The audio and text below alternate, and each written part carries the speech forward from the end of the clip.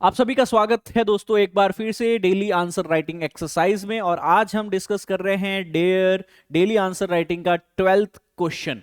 Right, dare 12 जो आज 23 दिसंबर को किया जा रहा है। और यहाँ पे बेसिकली हम मॉरल्स और वैल्यूज की बात करें कि सबसे पहले तो क्या होते हैं मॉरल्स और वैल्यू, क्या डिफरेंस है दोनों में, और किस तरीके से गुड गवर्नेंस भारत में प्ले करने के लिए एक इंस्ट्रूमेंटल रोल अदा कर सकते हैं। नैतिकता और मूल्य क्या है, कैसे यह भिन्न है, और यहाँ पे बेसिकली यह भी बताना है कि भारत में सुशासन में ये कैसे सहायक हो सकते हैं, इसके ऊपर भी हमें बात करनी है। राइट, आई गेस आप लोगों ने बहुत ही अच्छे से आंसर्स लिखे हैं, पर आंसर्स लिखते टाइम मैं आपको बताना चाहता हूं काफी मेजर गलतियां की हैं कुछ स्टूडेंट्स ने।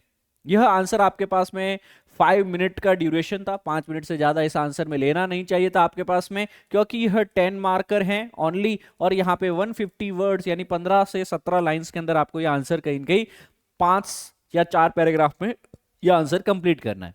फर्स्ट हाफ मतलब यहाँ पे इस आंसर में 3 पहलू दिए गए। क्या है बेटा आपके पास में? There are 3 aspects. पहला एस्पेक्ट क्या है? व्हाट आर, क्या है मॉरल्स और वैल्यू, 5 मार्क्स।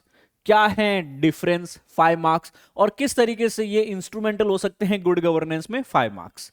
अगेन कई स्टूडेंट्स ने अगर मॉरल्स को पकड़ लिया तो वो मॉरल वैल्यूज क्या होती है उसकी विवेचना करने लग गए। अगर वो वैल्यूज को पकड़ लिया तो वो वैल्यूज की ही बात कर रहे हैं। फिर अगर उन्होंने डिफरेंस की बात करनी है तो डिफरेंस पे उन्होंने कम से कम जो है 5-5, 7-7 पॉइंट लिख डाले। अरे भैया आप ये देखो, 150 शब्द लिखने अपन को महेश, कुलवेंद्र, ठीक है जानवी, हमें क्या करना है हिमांशु, 150 वर्ड्स लिखने। अब ये देखो 150 वर्ड में तुम्हें मॉरल भी दिखाना है, वैल्यूज भी दिखाना है, दोनों में डिफरेंस भी दिखाना है, और किस तरीके से ये गुड गवर्नेंस में काम आएगा। मतलब 4 काम करने, 4 काम करने। तो अगर तुम्हें विभाजित और विभक्त करने की बात आई तो लगभग 40 वर्ड्स पर क्वेरी, 40 शब्द पर क्वेरी। पहले मॉरल्स, फिर वैल्यूज, फिर डिफरेंस।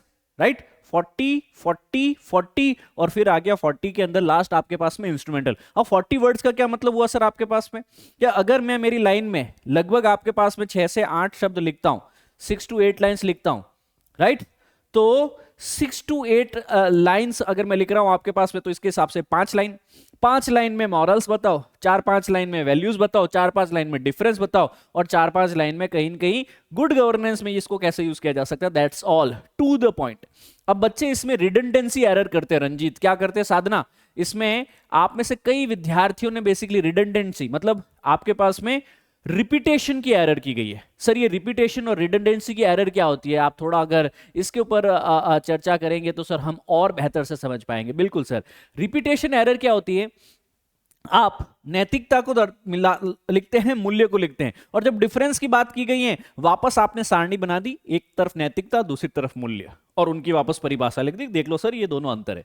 मतलब आपने जो यहां पे लिखा यहां पे वो परिभाषा है, पर यहां पे अंतर शो करना था। दूसरा, आपको कहीं न कहीं यहां पे जो एक बच्चे ने डायग्राम बनाया, एक फ्लो चार्ट बनाया, what are the value system, what are the morals, ठीक है ना? ठीक है सर, आपने बना दिया तो सर वो चीज फिर आपको लिखने की जरूरत नहीं है। मैंने जो डायग्रामेटिक या फ्लो चार्ट का रिप्रेजेंटेशन किया है उसे लिखने की कोई वापस आवश्यकता नहीं है। मतलब आप रिपीटेशन एरर कर रहे हैं और रिपीटेशन एरर्स के कहीं न कहीं मार्क्स कटते हैं।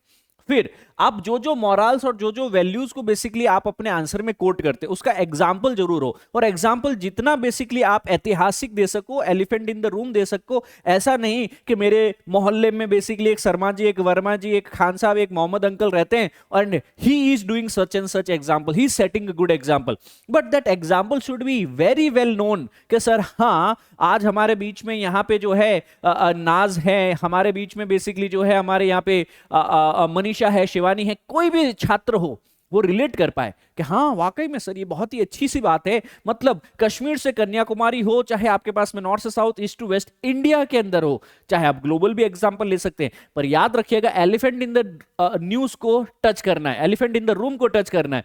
अगर आप अपने एग्जाम्पल्स को वेल नोन नहीं कोट करेंगे तो सर एथिक्स के अंदर बेसिकली आपकी मार्किंग जो है बहुत ही भयंकर तरीके से कम होने वाली है। मैंने ऐसे ऐसे गद्दावर लोगों को देखा है जिनकी आंसर राइटिंग बहुत शानदार, आंसर मोतियों की तरह लिखे हुए सर वहां पे, पर उनके आंसर राइटिंग में एक चीज की कमी जिसके कारण आंसर में कभी भी 50% से ज्यादा मार्क्स वो नहीं प्राप्त कर सकते हैं, वो है examples.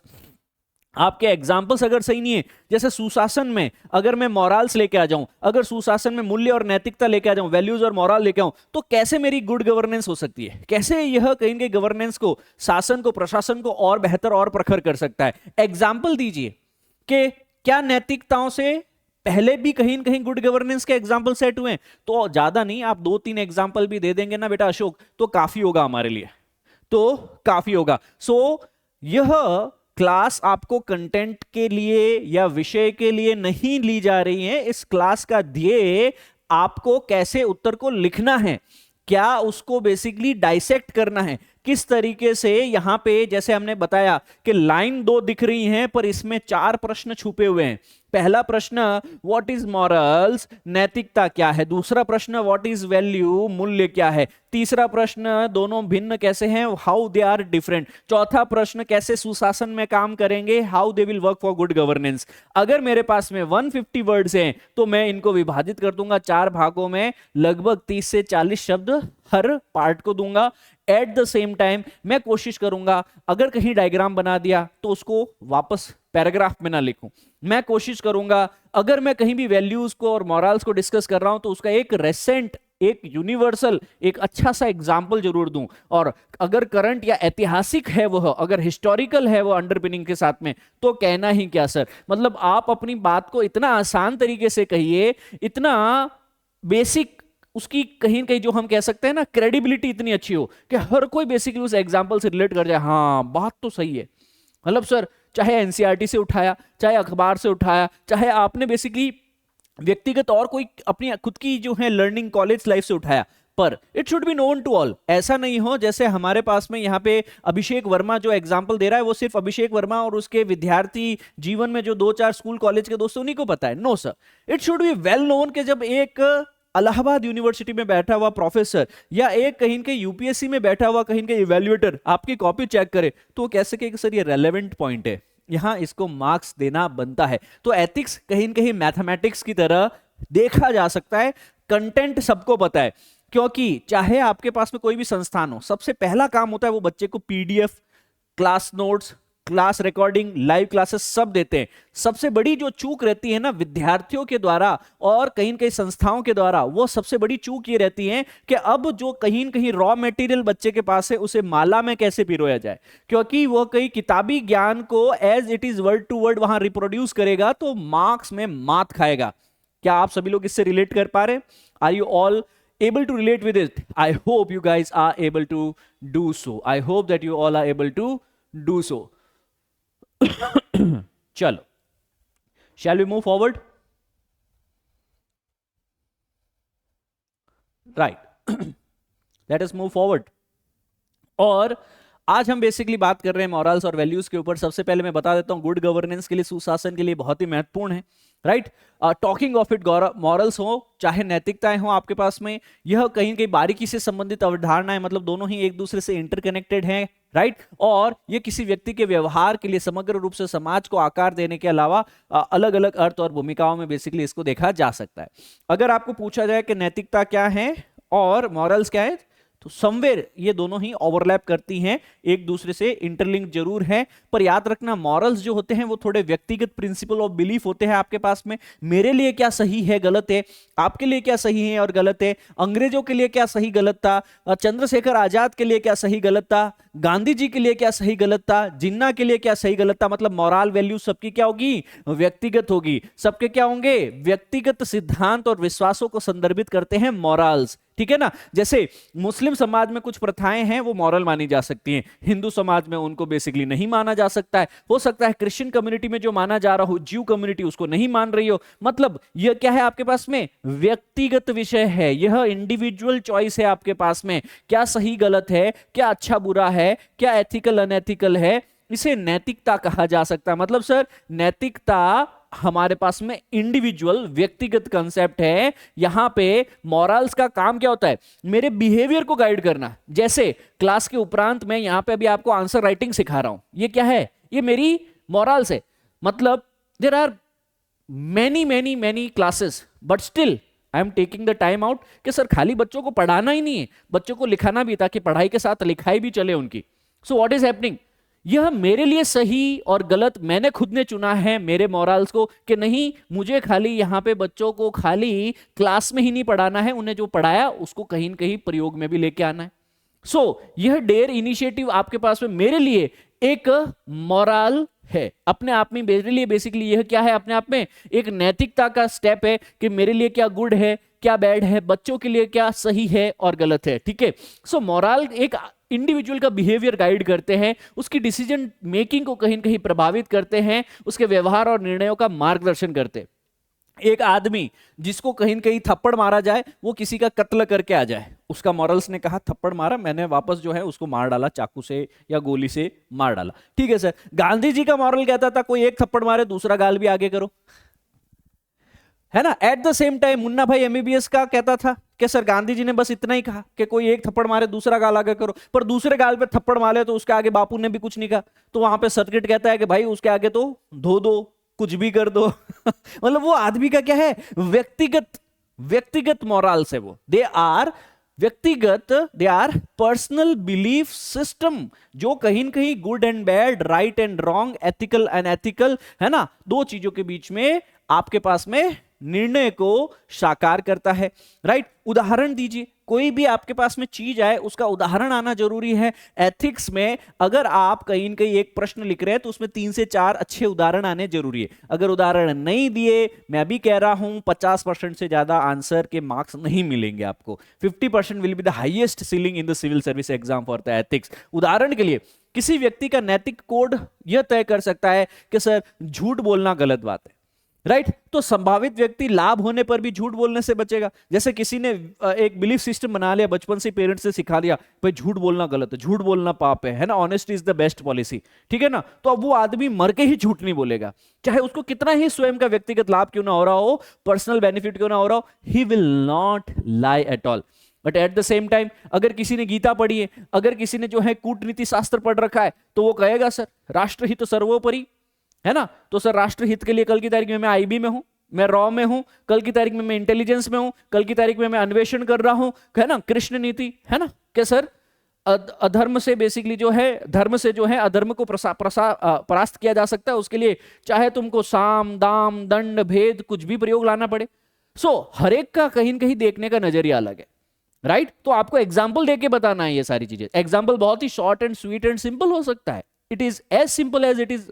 Right, at the same time values क्या हो सकती हैं, मूल्य क्या हो सकते हैं। मूल्य व्यापक होते हैं, मूल्य जो हैं, वैल्यूज जो हैं वो व्यापक है। मतलब क्या हुआ, आपके पास में यूनिवर्सल है, ब्रॉडर है, मतलब ये हम तक, ये आप तक एक नहीं है, है ना। यह बेसिकली जो है समाज की बात करेगा, ये कम्युनिटी, ये समुदाय, ये फैमिली, ये सोसाइटी की बात करेगा। यहाँ पे रेंज ऑफ बिलीफ प्रिंसिपल्स जो इंडिविजुअल और सोसाइटी दोनों साथ में रख सकते हैं। राइट, जैसे आपके पास में एग्जांपल देना होगा कि सर हम स्वतंत्रता की बात करते हैं कि पूरी आजाद हिंद फौज चाहती थी, सर वो तो इंडियन नेशनल कांग्रेस चाहती थी, गरम दल नरम दल चाहता था, वो तो कश्मीर से कन्याकुमारी चाहता था, वो तो राइट। तो ये अपने आप में ही एक मूल्य हो सकता है, वैल्यू हो सकता है। इसमें व्यक्तिगत और सामाजिक दोनों ही चीजें निहितार्थ हो सकती हैं। व्यक्तिगत मूल्य व्यक्तिगत प्राथमिकताओं को दर्शाएंगे और सामाजिक मूल्य संस्कृति और समुदाय के भीतर साझा मान्यताओं को दर्शाएंगे। मतलब वैल्यूज होगी वह इंडिविजुअल भी हो सकती हैं और वह कम्युनिटी की, समाज की, समुदाय की, इन सारी भावनाओं के आधार पे हो सकती है।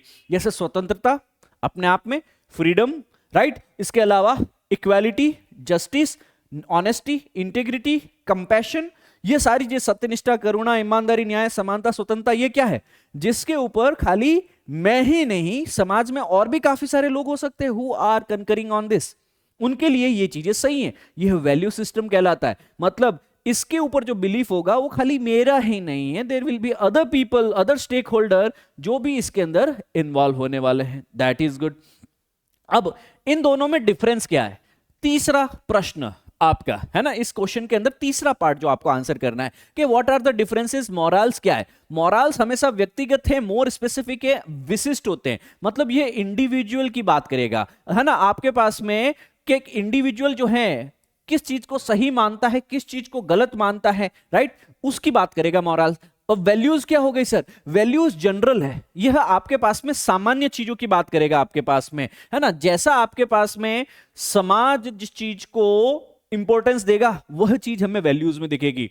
जैसे पहनावा, जैसे खान पान हो सकता है हमारा, हमारे सामाजिक परिधान हो सकता है, हमारी परंपराएं हो सकती हैं, हमारी संस्कृति, हमारी भाषा हो सकती है, हमारे व्यवहार हो सकते हैं, हमारे त्योहार हो सकते हैं। राइट और wrong? They all are in general, they all are part of our value system. तो वैल्यू सिस्टम क्या हो गया आपके पास में? ब्रॉडर है, इन जनरल है आपके पास में, यह सामान्य होता है, यह प्रतिबिंब करता है कि जीवन में क्या महत्वपूर्ण माना जा सकता है, what is important, what is not important, है ना।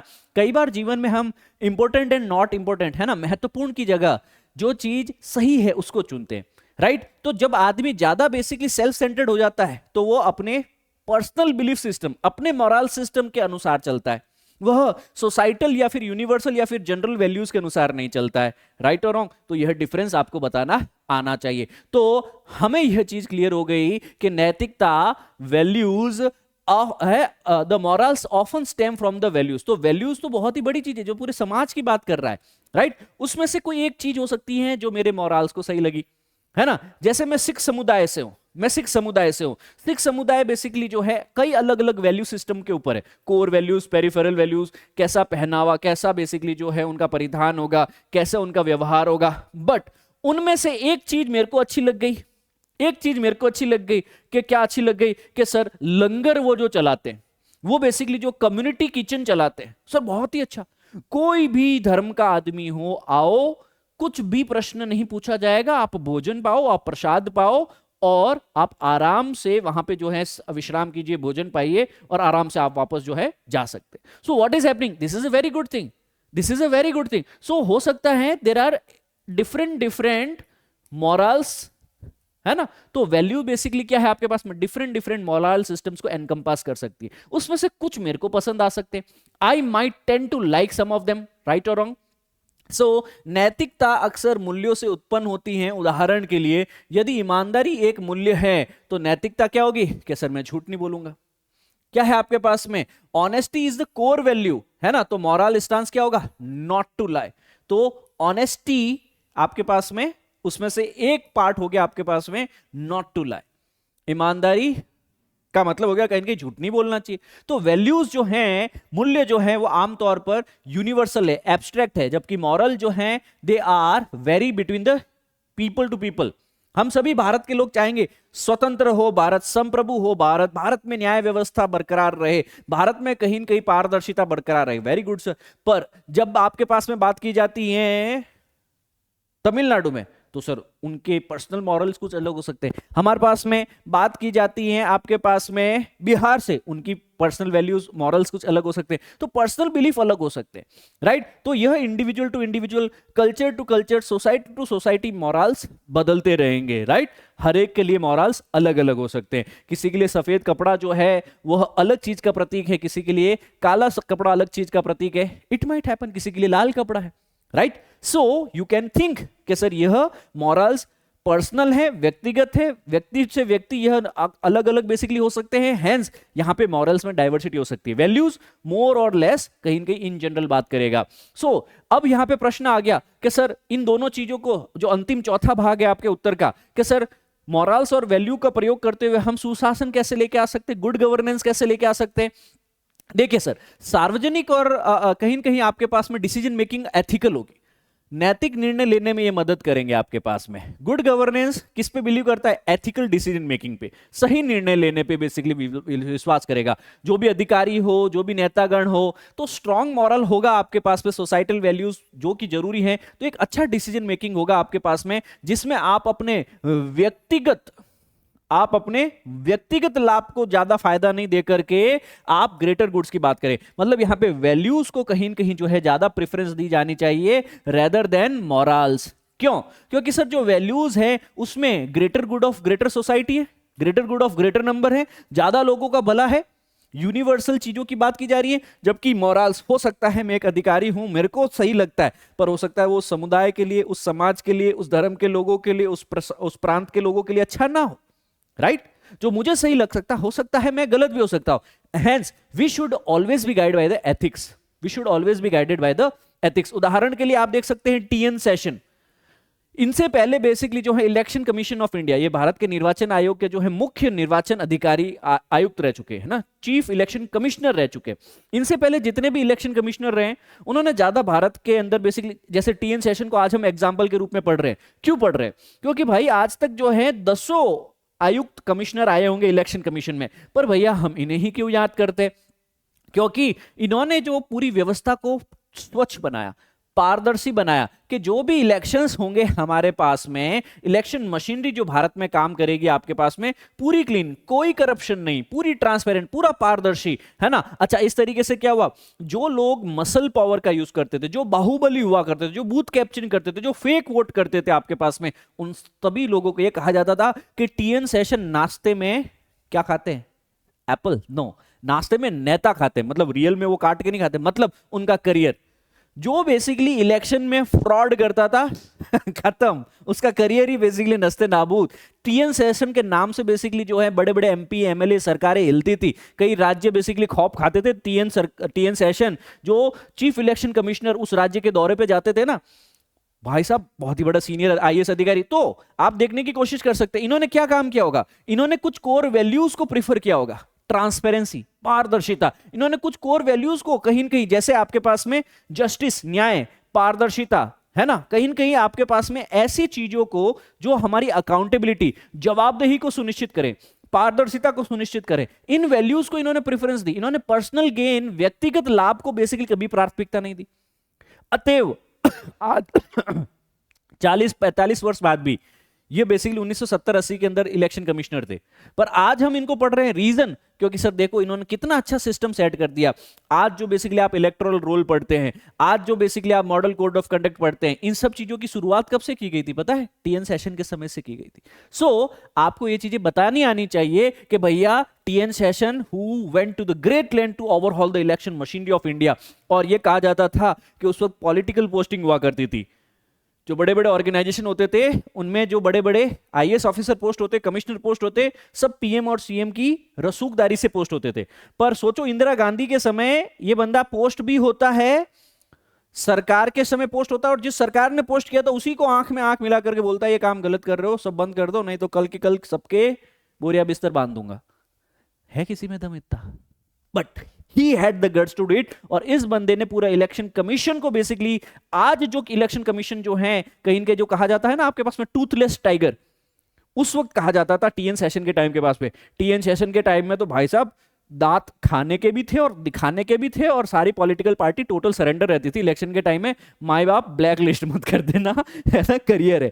10 सीटें कम आएगी पर कम से कम बने तो रहेंगे असेंबली में, अगले इलेक्शन में देखेंगे कुछ। पर इन्होंने ऐसी व्यवस्थाएं ला दी जिससे पूरा सिस्टम क्लीन हो गया, जिससे पूरा सिस्टम पारदर्शी हो गया। एग्जाम्पल सेट करो टीएन सेशन, जो टीएन सेशन ने रिफॉर्म किया पूरा इलेक्शन, जिस तरीके से भारत में चुनाव होते हैं, ऐसे एग्जाम्पल्स हो आपके। So you should be able to take, कम से कम आपके पास में एग्जाम्पल लिस्ट होनी चाहिए एथिक्स के लिए, जो करंट या हिस्टोरिकल बेस हो, जो कहीं न कहीं आपके पास में पूरे इंडिया में जनरल स्टडीज के एस्पेक्ट से जो है पूरा इंडिया बेसिकली उसके बारे में जानकारी रखता हो। That is very good. फिर जब जवाबदेही और पारदर्शिता की बात की गई, ट्रांसपेरेंसी, अकाउंटेबिलिटी की बात की जाती है, तो सर इससे क्या होगा आपके पास में, कि ऑनेस्टी और इंटीग्रिटी से कहीं न कहीं आपके पास में जवाबदेही सुनिश्चित होती है। आप जाते हैं किसी सरकारी ऑफिस में कि भाई साहब आप बताइए इलाज होगा कि नहीं होगा, तो वहां पे कोई जवाब भी नहीं दिया तो क्या होगा? आपका भाई, आपकी बीवी, आपके पिताजी बीमार है, तो अब आप क्या करेंगे? उस वक्त आप भाग के जाएंगे दूसरे हॉस्पिटल, प्राइवेट हॉस्पिटल में। पर सोचो वहां पे जो बाबू है, चपरासी है, वहां पे जो बेसिकली बैठा है, वो बोल दे ओके फॉर्म भरिए, ओके इस फला फला डॉक्टर से मिले, ओके फला फला जांच कराइए, ओके फला फला बेड में हॉल में है, आपको ये फला फला बेड दिया जाएगा, यहां से दवाइयां लेनी, यहां से जांच करानी, फाइन।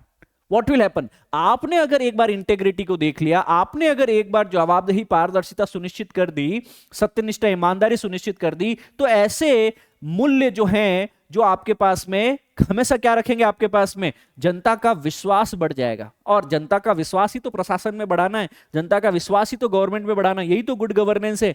तो आपको कहीं ना कहीं ऐसे वैल्यूज को एनश्राइन करना होगा, एग्जाम्पल के लिए जैसे आपके पास में लाल बहादुर शास्त्री जी, लाल बहादुर शास्त्री भारत के प्रधानमंत्री रहे, उससे पहले वो भारत के रेलवे मंत्री भी रहे थे, और ये भारत के पहले रेलवे मंत्री थे, first railway minister of India. और उस वक्त जब पहली रेल बड़ी दुर्घटना हुई थी, उन्होंने अपनी नैतिक जिम्मेदारी महसूस करते हुए पद से इस्तीफा दे दिया, इंटेग्रिटी महसूस की कि यार मेरे कार्यकाल में ये काम गलत हो गया। आज की तारीख में कोई करेगा? 3-4 ट्रेन डिरेल हो चुकी है, they are trying to solve the problems but they are not resigning.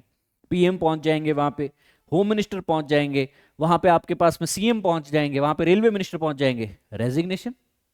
तो सर यह एथिकल डिसीजन मेकिंग होती है, यह वैल्यू बेस्ड, ये मोरल बेस्ड डिसीजन मेकिंग होती है कि नहीं सर मुझे फील हुआ आपके पास में कि सर ये मेरी मॉरल जिम्मेदारी बनती है, इस्तीफा दे देना चाहिए, और दिया भी। सर रेल मंत्रालय, भारत का रेल मंत्रालय, और उससे इस्तीफा बहुत बड़ी बात होती थी सर अपने आप में, ठीक है ना। ऐसा भी करने वाले, मॉरल वैल्यू सेट करने वाले यह हुआ करते थे मंत्री। और इस मॉरल वैल्यू से हुआ क्या, जब नेहरू जी बेसिकली जो है बीमार हुए आपके पास में, और उनकी मृत्यु के पश्चात जब इलेक्शन हुए, तब कहीं न कहीं कांग्रेस ने इन्हें नेता चुना।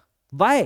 Because he was a person with the value integrity. इनके पास में सत्यनिष्ठा थी, इनके पास में ईमानदारी थी, इनके पास में कहीं न कहीं नैतिकता थी। तो कांग्रेस को इनसे अच्छा कोई दावेदार और नहीं दिखा उस वक्त तत्कालीन अपने जो भी सरकार थी उसमें, राइट। तो इससे आप सुनिश्चित कर सकते हैं गुड गवर्नेंस का एक एग्जांपल क्या हो सकता है। फिर आप एग्जांपल दे सकते हैं सोशल कोहेजन का, कि सर समाज में आज की तारीख में जो ताना बाना है, सरकारें क्या करती है, इस समाज को ही तो रन करना है, सोसाइटी को, इंडियन सोसाइटी को ही तो रन करना है, राइट। तो सर अगर समाज में सामंजस्य हो, कोहेजन हो, तो और बेहतर है। तो जब सामाजिक मूल्य अगर हम रखेंगे तो समाज में सामंजस्य अच्छा रहेगा आपके पास में, और जब शासन इन मूल्यों के साथ में जुड़ जाएगा तो सामाजिक विभाजन और संघर्ष को कम कर सकता है। कई बार हिंदू मुस्लिम वाली चीजें कम हो सकती हैं, कई बार कम्युनलिज्म की चीजें कम हो सकती है, कई बार हिंदुस्तान पाकिस्तान की चीजें कम हो सकती है, कई बार अमीरी और गरीबी का अंतर पाटा जा सकता है, राइट। आपके पास में एक अधिक एकजुट होकर के सामंजस्यपूर्ण समाज की बेसिकली परिकल्पना कर सकते हैं। आप ज्यादा से ज्यादा एक हार्मोनियस सोसाइटी, ऐसा समाज बना पाएंगे जहां पे दूरियां कम है, अंतर कम है, गैप कम है, डिफरेंसेस कम है, right. That's what is required. Example, Gandhi ji का तलिस्मान। गांधी जी का तलिस्मान क्या कहता था कि जब भी कोई डाउट हो आपके पास में, तो when the self becomes too much with you, apply the following test। हमेशा जब भी तुमको लगे कि अहम तुम पे हावी हो रहा है तो ये काम करना। Recall the face of the poorest person, weakest person whom you may have seen। सबसे गरीब, सबसे बेसिकली जो है गरीब और कमजोर आदमी को, जो जिसको तुम जानते हो उसको याद करो, ठीक है ना। And yourself, and ask yourself if the step you contemplate is going to of any of use to him। और ये बताओ अपने आप को, पूछो अपने आप को, क्या उस गरीब आदमी को जो अभी तुम निर्णय लोगे, अभी जो तुम बेसिकली पेपर पे साइन करोगे, अभी जो तुम घूस लेने वाले हो, अभी जो तुम बेसिकली यहाँ पे करप्शन करने वाले हो, अभी जो तुम बेसिकली पॉलिसी बनाने वाले हो, अभी जो तुम पेंशन स्कीम लाने वाले हो, अभी जो तुम इंश्योरेंस स्कीम लाने वाले हो, क्या उस गरीब आदमी को मदद करेगी या नहीं? ठीक है ना। Will he gain anything by it? Will it restore him in a control over his own life and destiny? In other words, will it lead to the Swaraj? क्या ये कहीं न कहीं जो भूखे हैं, कहीं न कहीं जो स्टार्व कर रहे हैं, जो the spiritually starving the millions, उन लोगों के लिए, जो भूखे लोगों के लिए, कहीं न कहीं क्या ये उनके लिए स्वराज का काम करेगा या नहीं करेगा? अगर then you will find your doubts and yourself melting away. तब तुम्हें पता चलेगा कि वाकई में भाई ये चीज तो जो हम कर रहे हैं वो काफी गलत है, हमें जिस काम के लिए बेसिकली यहां बिठाया गया है वो बहुत ही अलग है। तो सर ये वैल्यू सिस्टम, ये कहीं न कहीं मोरल सिस्टम को बेहतर करके हम क्या कर सकते हैं, हमारे सरकार को, हमारे प्रशासन को और बेहतर कर सकते हैं। सरकार के काम करने के तरीके को गवर्नेंस कहा जा सकता है। अगर वो बेहतर होगा तो हिंदी में सुशासन लिखेंगे, और इंग्लिश में इसको गुड गवर्नेंस का भी नाम संज्ञा दिया जा सकता है दोस्तों, right. With this all being said, good governance में कहीं न कहीं पारदर्शिता होनी चाहिए, परफॉर्मेंस ओरिएंटेशन होना चाहिए, और एक कोलैबोरेशन इफेक्टिव होना चाहिए कि हम ही हम तो क्या हम, तुम ही तुम तो क्या हम तो क्या तुम, तो एक कोलैबोरेशन हो, हम सब में एक सामंजस्य हो, राइट। इसकी यहाँ पे बात की जा सकती है। तो यहाँ पे rule of law, participation, transparency, responsiveness, consensus, equity, inclusivity, effectiveness, efficiency, accountability, ये तमाम चीजें गुड गवर्नेंस के एलिमेंट है। ये सब संभव है, तब संभव है जब हम भारत में कहीं न कहीं मॉरल बेस्ड और वैल्यू बेस्ड जो है गवर्नेंस लेकर आए। That's all. यह डिस्कशन कैसा लगा आप टेलीग्राम पे मुझे लिख के बताएं, जे सर यूपीएससी पे, राइट। आपका फीडबैक बहुत ही महत्वपूर्ण है, goes without saying. Everyday I से And yes, if you like this video, do let me know your feedback in the comment section. Like this video, share it with the friends as well. कोशिश यही है daily answer writing exercise, their exercises के माध्यम से आप तमाम विद्यार्थियों को जो कहीं न कहीं आपके पास में जनरल स्टडीज के अध्ययन कर रहे हैं, एनसीईआरटी से कर रहे हैं, न्यूज़पेपर से कर रहे हैं, फाउंडेशन क्लास कर रहे हैं, सेल्फ स्टडी कर रहे हैं, आपको कलम का सच्चा सिपाही बनाया जाए, आपको बताया जाए कि ज्ञान का होना जितना जरूरी है उससे कई गुना ज्यादा जरूरी है उसको प्रयोग में लाना, क्योंकि सिविल सेवक वही बनेगा जो अपने ज्ञान की प्रायोगिकता को समझ पाएगा और आयोग तक लिखित फॉर्मेट में पहुंचा पाएगा। With this being said, thank you, जय हिंद, सर्वदा शक्तिशाली and God bless you all दोस्तों।